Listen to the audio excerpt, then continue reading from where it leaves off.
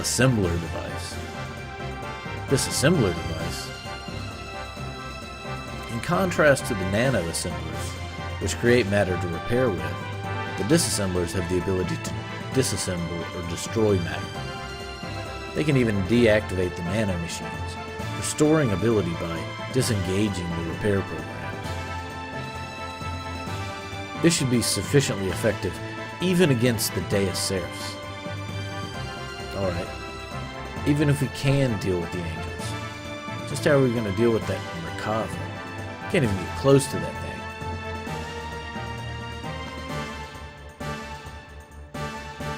There's no such thing as a perfect defense. There's always a way.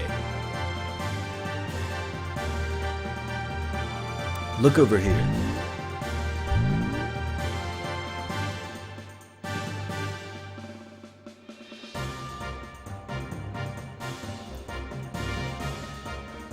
Merkava's main gun requires a 1.2 second interval to reload because of its tremendous output. Upon firing, although that is only section, there will be a portion of the barrier that will open.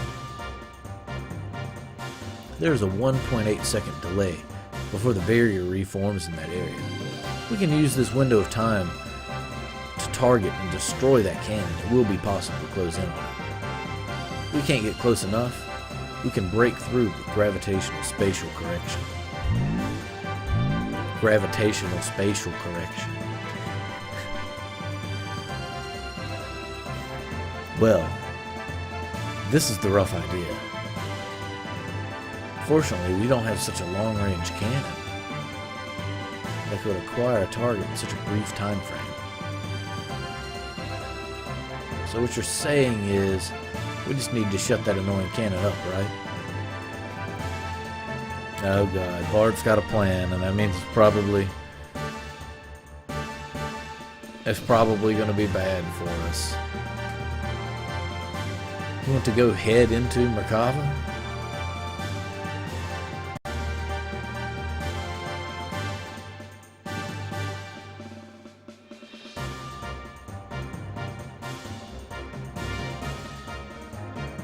Now you're being reckless again. That's suicide. No, listen. We're not going to just rush in.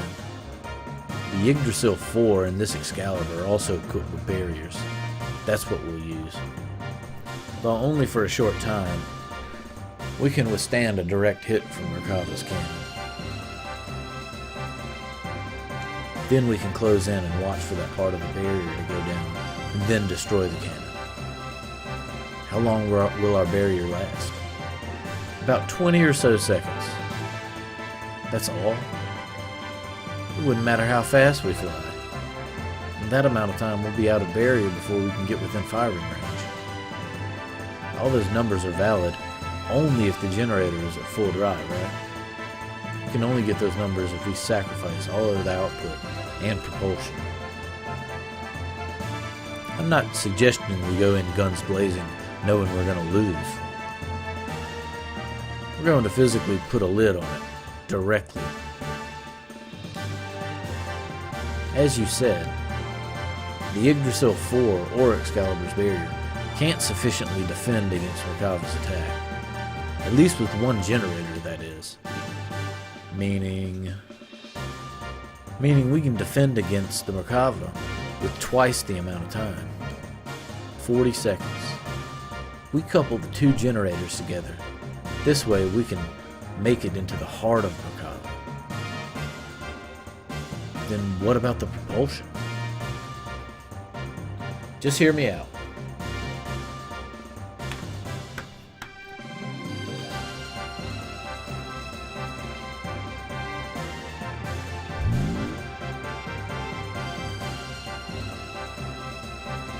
This is what we do. First, we transform the Yggdrasil into heavy assault mode and load it onto the Excalibur so we can couple the generators. By doing that, we can reduce the energy usage down to just supporting the hull of the ship and generating the barrier. This will allow most of the energy to be devoted to generating the barrier.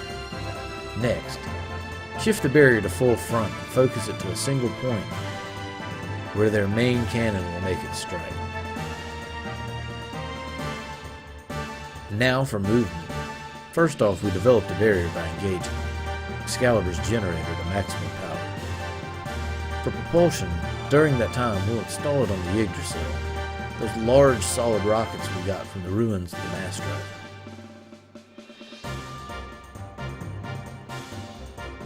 When Excalibur's barrier expires, we'll use the Yggdrasil 4's generator to develop a barrier. Then we'll also detach the solid rockets and shift the Excalibur into conventional flight. Using this method, we can get right in Merkava's face. After it fires, it'll be defenseless. During this time, we'll block the muzzle of Merkava's cannon with Excalibur's bow ram, upon which we should have 0.67 seconds.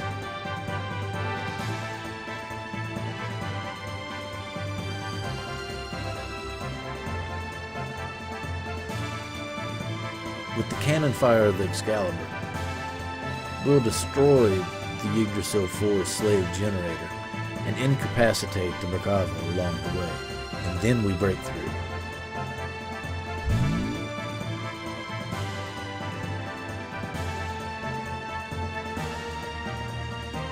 That's what the plan is all about. The combination of the barriers of both ships storming the Merkava. Timing of the cannon fire of the Excalibur. These are all going to be crucial. Mess up any one of these, the consequences are going to be severe. Hence, it'll be necessary to have both crews in sync with each other. That's why I'd like to place Sig in command of the Excalibur. I have no qualms with that. What do you think, Queen? Will you lend us your battleship? Since there appears to be no other alternative, let us go with that. Please use it as you see fit. But are we not cutting it uncomfortably close? When you calculate the arrival time and the barrier generation time, you'll see what I mean. One minor mishap will put us in a situation where we could run out of barrier power before our arrival. Also, we'll be devoting both generators to keeping the barriers up. Won't that leave us without perimeter defenses? We won't stand a chance if we get engaged by the Seraph Angels on our way to Merkava. We'll hold them off. You can count on us. You guys just concentrate on taking out the main cannon. Thanks. We're depending on you. Already, everywhere else has been taken out. This is the only place that's left. This is going to be the true final battle. Uh-oh. They're talking about final battles and stuff.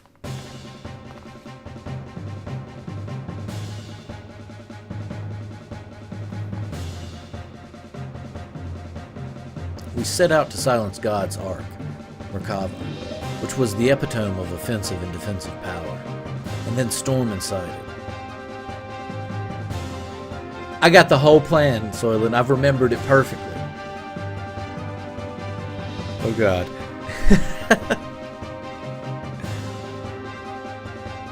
We initiated the operation to destroy Zohar.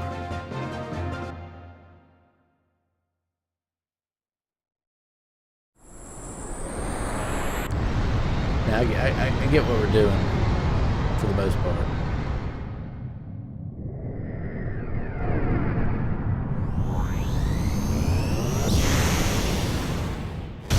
Take one hit because of our shield, because we're using both generators.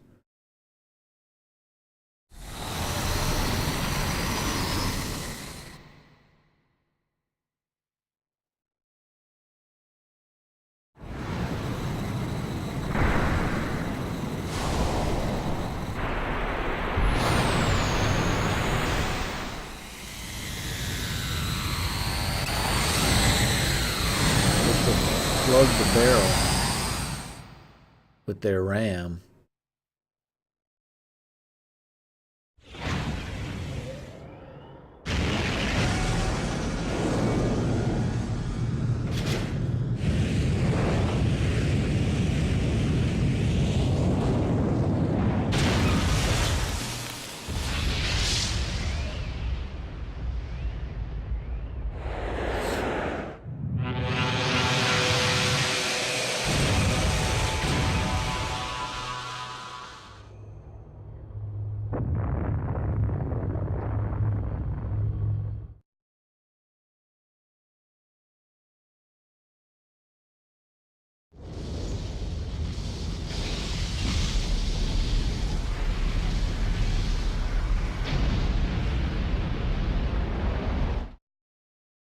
Dang, the whole place fell. I know we wanted to break the cannon and get inside. I don't know if we wanted to knock the whole thing out of the air. That can't be. Secondary explosion. Oh no, I should have known better. What a miscalculation. The explosion was too big. It reacted with the main condenser right under the main cannon, and it induced a secondary explosion. How could I have been so stupid? You mean we overdid it? Why did I not realize it sooner? This means we might have no Ellie. Oh my gosh. Ellie! What is it this time? Hey, Satan, what more is going to happen? Something's happening in the center of Makava. What could it be?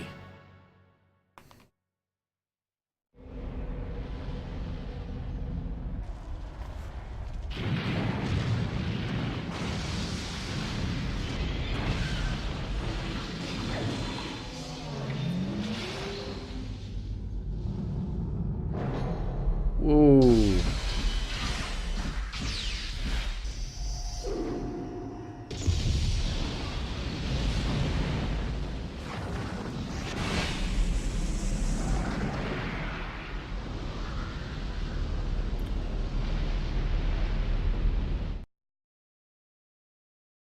What the hell was that?